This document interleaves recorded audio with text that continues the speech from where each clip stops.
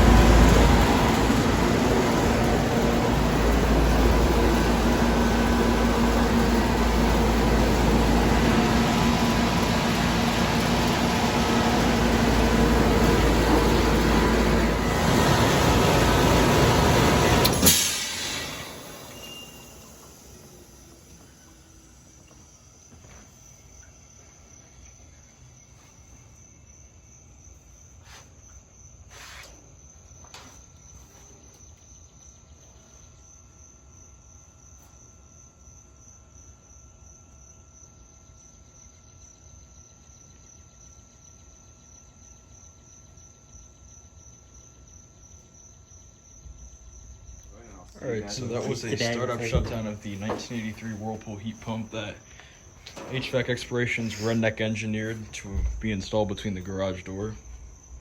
So you can close the garage door between the indoor unit and the outdoor unit. Anyways, that concludes this video.